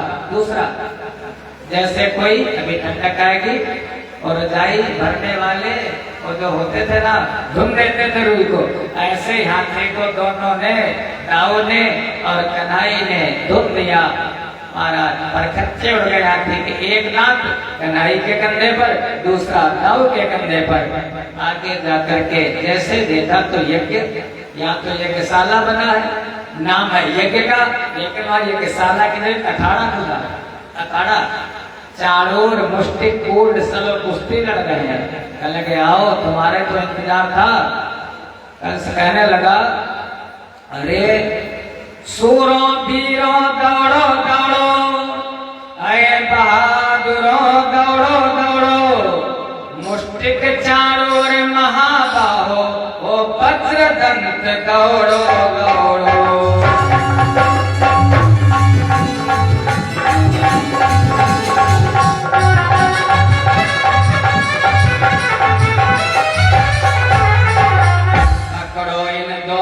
लड़कों को मार दो उठाकर पृथ्वी पर, तीर दो नंद के कालों को, बलिदान चढ़ा दो बेदी पर।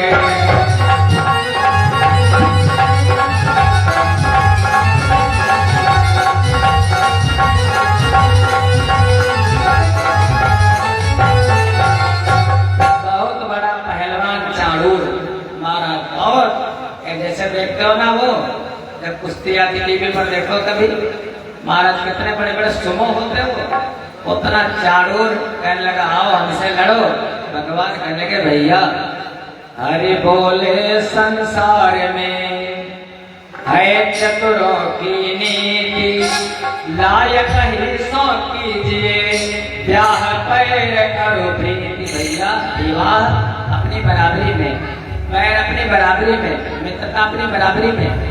अगर ऊंच नीच में करोगे तो चल नहीं पाएगा। आप इतने बड़े, हम इतने छोटे, कैसे होगा? चाणूर ने कहा वो मैं जानता हूँ, पूतना अगासुर बकासुर सकटासुर कैसे कितनों का तुमने मारा है। भगवान को हाथ पकड़ करके चाणूर खींच लेता है, छोटे से बालक को। सबने का तो घोर अनर्थ अन्याय है। जो बुजुर्ग लोग बैठे थे, भगवान ने कहा चाणूर तुझको अकल नहीं क्या? अरे वस्त्र पहने हैं हम, वस्त्रों को तो निकालने दे। भगवान ने अपना जो वस्त्र थे श्रृंगार का निकाल करके मनसु का दादा पकड़ो दे दिया, और केवल लंगोटी लगा करके। अखाड़े के भी नियम होते हैं चाणूर, तुझको मालूम नहीं है? अरे जैसे कन्हई अखाड़े में उतरे, सुखदेव जी कहते राजन ज्यों नटवर ने संभल कर दिया जाग पर ताल, नभ मंडल हिलने लगा और कांप उठा पाताल। भगवान का समुद्र में ज्वार भाटा आ गया, पर्वत हिलने लगे, जगमगाने लगे, पृथ्वी पर भूकंप आने लगा। महाराज चाणूर ने दिल से देखा, देख अलौकिक शक्तियां सहम गया चाणूर, हाथ छोड़कर श्याम का खड़ा हुआ कुछ दूर। दूर खड़ा हुआ, घर से बाहर, नहीं लड़ूंगा। भगवान ने कहा नहीं लड़ो, लोग आ जाओ इधर लड़ो। अरे चाणूर कहने लगा प्रभु जीत तो हमारी ही है, अगर मरेंगे तो आपका धाम, और अगर जीवित रहेंगे तब भी विजय हमारी है। प्रभु अब विजय मिले तो भी जय है, हो जाए हार तो भी जय है। प्रभु से लड़ने में हानि कहाँ, जीवन को जीवन अक्षर है।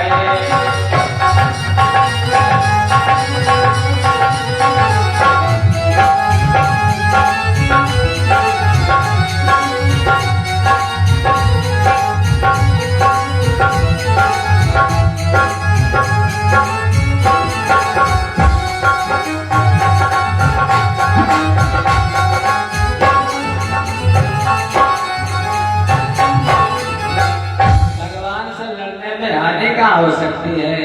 महाराज चाणूर कहने लगा कैसा दृश्य वहां पर, मुष्टिक और चाणूर पहलवा हाथ कृष्ण से मिला रहे,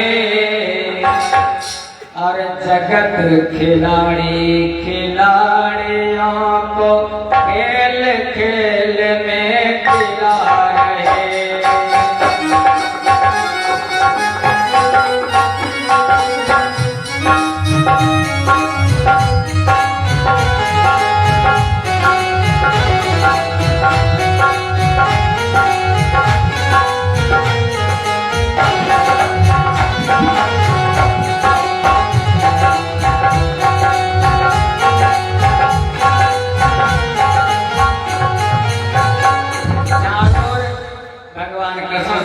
मुष्टिक दाऊ से कितनी देर लड़ते, महाराज दोनों का वध कर दिया कन्हई ने, और दाऊ भैया ने ऊंट सल को भी मार दिया।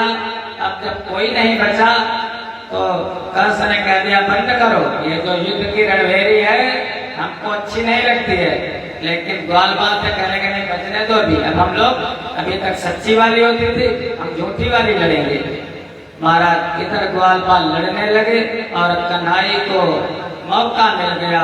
उसी समय भगवान तामं विषम आलोक्य मृत्युआसन आसनात्, कंस को लगा महाराज जैसे भगवान ने प्रवेश किया था तो कंस को क्या लगा था, मृत्युर भोज पतेर विरांग विदुषां तत्त्वं परम योगिनां वृष्णीनां पर देवते विदुषो रंगांगता साकृता। कंस को लगा था हमारी मृत्यु आ गई, भगवान को देख करके। जो वृषण वंश के थे उनको लगा था हमारा कोई अपना आ गया, जो योगी लोग बैठे थे उनको लगा था जो तीनों लोगों के स्वामी आ गए। कंस को लगा मेरी मृत्यु आ गई। वहीं पर जो ऊंचा सिंहासन मचान बना था कंस बैठा था, भगवान ने छलांग लगाई और उसी पर काल भगवान पहुंच गए। कंस ने सोचा कुछ तो करूं, भागना चाहता है लेकिन भागे तो कहां भाग करके जाए। काल कराल से चाल नहीं और ना ही चले तकदीर से चालो। काल ब्याल मुख ग्रास त्रास निर्णा सहेतवे, काल से अब तक कोई नहीं बच पाया। भैया कैसे देखा कंस ने, जब देखा सर पर काल खड़ा तो कंसासुर तत्काल उठा। मन ने तो कहा निकल भागूं लेकिन तलवार निकाल उठा।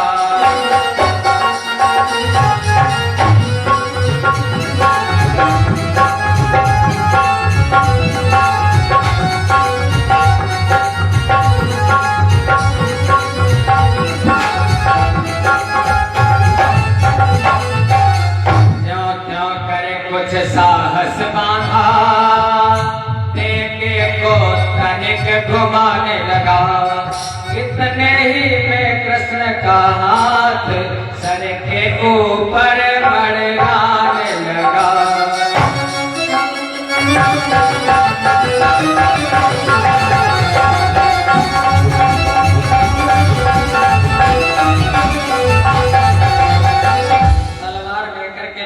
युद्ध करना चाहता है, लेकिन जैसे तलवार इधर मारता तो भगवान इधर, अगर इधर मारता तो भगवान इधर, उनसे क्या चल सकती है। भगवान ने कहा बहुत तुमने दुख दिया, हमारे माता पिता को बहुत अत्याचार किया।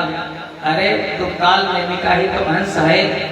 भगवान ने आखिर में मैंने बताया शुरू से पूतना के बल से आप ध्यान देना, पूतना को भगवान ने दोनों हाथ से उद्धार किया, तृणावर्त को भगवान ने दोनों हाथ से पकड़ करके उद्धार किया, बकासुर को भगवान ने दोनों हाथों से पकड़ करके फाड़ दिया, अगासुर का भगवान ने दोनों हाथों से वध किया।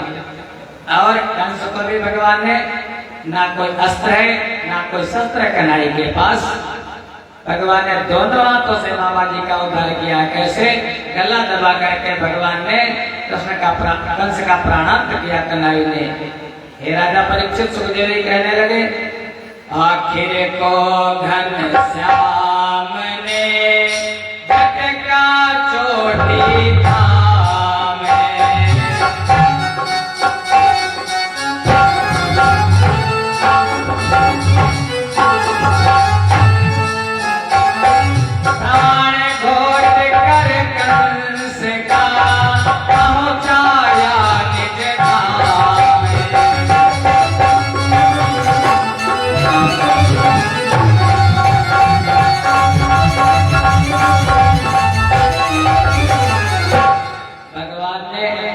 उसको सदगति दी, सुरधाम नहीं, स्वर्ग नहीं दिया, पहुंचाया निज धाम। कंस के शरीर से दिव्य तेज पुंज निकला, सबके देखते देखते भगवान के चरणों में विलीन हो गया। धर्म पर धर्म की विजय हुई, भगवान ने दुष्ट कंस का वध किया। ऐसे कंस ने निरंतर चिंतन किया है। जिस दिन से आकाशवाणी हुई थी उसी दिन से आकाशवाणी में कहा गया था, तेरा जो काल होगा वो काला होगा, तेरा काल जो होगा वो एक जगह टिकेगा नहीं, 8 जगह से टेढ़ा होगा। तो यदि अगर वो जरा जरा सी बात पे सोते जगते उठते बैठते महाराज, बस काली चीज से बहुत घबराता था। जो देखता था उसको प्रत्यक्ष हर समय भगवान का दर्शन होता था। गोप्या कामा भयात् कंसः, गोपिकाओं ने कामना से चिंतन किया है भगवान का, कंस ने वैसे चिंतन किया है भगवान का, देश से शिशुपाल ने देश से चिंतन किया है भगवान का। बस एक ही सूत्र है कथा का, भगवान को भक्ति से जानो। भगवान की भक्ति करोगे तो भगवान से धीरे धीरे पहचान बनेगी, फिर भगवान से प्रेम हो जाएगा। भगवान को प्रेम से पहचानो और उसके बाद जब प्रेम हो जाएगा, प्रेम में तो महाराज मर्यादा नहीं रह जाती। फिर प्रेम में प्रेमणी मर्यादा नास्ति। फिर भगवान से कोई संबंध बना लो, संबंध से उस प्रभु को पिता को अपना बना लो, चाहे भैया बना लो, चाहे दादा बना लो, चाहे बेटा बना लो, चाहे पिता बना लो, चाहे पति बना लो, चाहे भाई बना लो। मेरे तो गिरधर गोपाल दूसरों न कोई, ऐसे परमात्मा बस ऐसे भी हो। भगवान कहते हैं मय्येव मन आधस्व मयि बुद्धि निवेशय निवसिष्यसि मय्येव अत ऊर्ध्वं न संशयः। जो मन को मुझसे लगा देता है, बुद्धि को मुझसे लगा देता है, हे अर्जुन वो मुझ में ही निवास करता है। ये भगवान की वाणी है। यहीं पर इस समय की कथा आज 6वां दिवस यहीं पर विराम लेती है। कल इसके बाद भगवान ने अपने माता पिता को कारागार से बेड़ी बंधन से मुक्त किया, उग्रसेन को राजा बनाया। भगवान ने 64 दिनों में सारी विद्याओं को सीख लिया। भगवान के 16,108 विवाह हुए। भगवान तीनों लोकों के स्वामी 11 वर्ष तक रहे गोकुल में, 14 वर्ष तक रहे मथुरा में। इसी समय जरासंध ने 17 बार आक्रमण किया है, 18 बार मथुरा पर, और 100 वर्ष तक रहे द्वारिका में। इस प्रकार से हमारे कन्हई 125 वर्ष तक धराधाम पर रहे। उन भगवान के चरणों में बारंबार नमन, सभी उपस्थित भक्तों के चरणों में प्रणाम करते हुए यहीं पर वाणी को विराम। सबका कल्याण हो, सबका मंगल हो। सर्वे भवन्तु सुखिनः, सर्वे सन्तु निरामयाः, सर्वे भद्राणि पश्यन्तु मा कश्चित् दुःखभाग् भवेत्। और ये आज के हमारे कोई मुख्य अतिथि लोग पधारे, श्री विजय कुमार शुक्ल और को चेयरमैन गोला से, और हमारे भैया रविंद्र कटियार मंडल अध्यक्ष कुर्मी से, ये हमारे अतिथिगण इस कथा में पधारे। बड़ा धन्यवाद है।